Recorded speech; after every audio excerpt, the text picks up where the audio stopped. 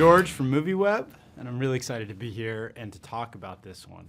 I want to start by asking about the original, your relationship to it, Ang Lee.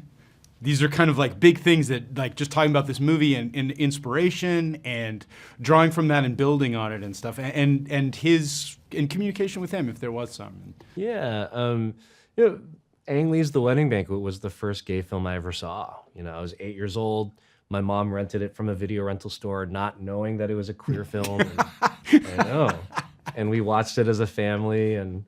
As a nascent gay boy, it really resonated with me in ways that I couldn't totally understand at the time. But wow, in retrospect, I realized that it really put me on the right path as a person and as a filmmaker. And so it feels very full circle to be able to reimagine this movie for today. Yeah. I hold so much respect for the original film and for Ang and his entire career. Brokeback Mountain, that was such an important movie in my development as a person.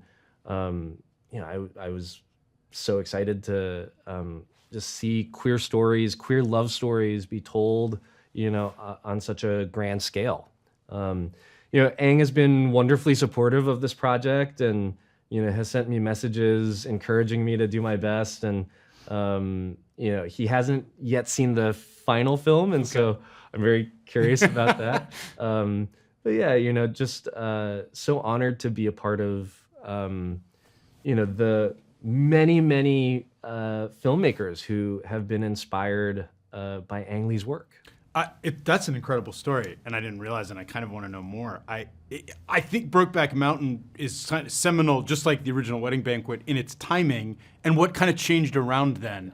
And I think this is too, in a way, because this is expanding on the ideas about how this family forms around these people. You made changes, you brought new layers to it, and it comes at an important time, I think. Some of these ideas are challenged again. Maybe they always will be, which is exhausting. But I'd like to hear you talk a little bit about bringing it into the world today.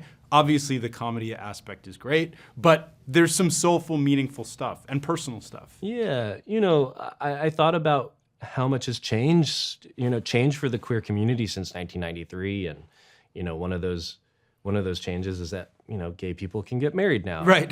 Here in the States, and then I thought about well, now that we can, like, should we? Do we want to? Right. And what are the fears and expectations of that?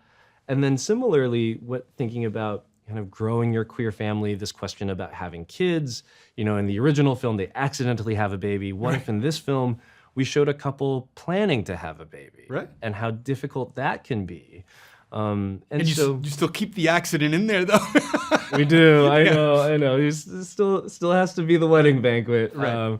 But yeah, for me, it was this interesting exploration about building queer family. And I think that that's something that is being challenged right now. And it really upsets me because I feel like queer people are such wonderful caretakers and deserve the opportunity to, care for and love, our families. And so, it's something that I felt, very personally, just my conversations with my partner, but also on a broader, grander scale, just societally, like, I'm very anxious, and I hope that this film offers a certain amount of optimism and hope for the future. Yeah, and the word normalize, I don't like necessarily all that comes with it, but I think of it because if you experience this movie, you experience everything about it that's routine for these people. And it takes away the otherness that I believe is part of the barrier in some cases, and I appreciate that about it. And how much did you and the cast kind of invest in, like, the daily things of this is a couple, they've been together a while, this is and of course we have a character who's dealing with his grandmother not knowing, which adds the kind of familiar elements, but there's new elements which are like totally accepted, totally normal. Yeah. They all live in the same, Yeah.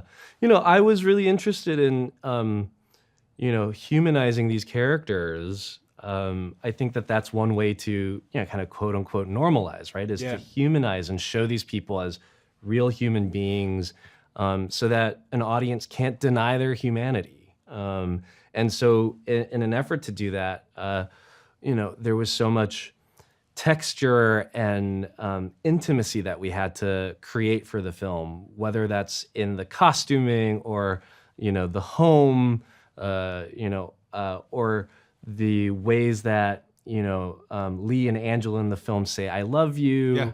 Yeah. There was just so much attention placed on the details, on top of, the kind of screwball comedy plot.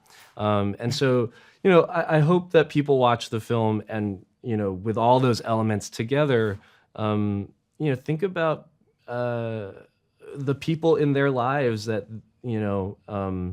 that may be affected by what's happening and really, celebrate each other. Thanks so much. Yeah, It was a great thanks. job. Thanks, everybody. Appreciate it. Thank you so much.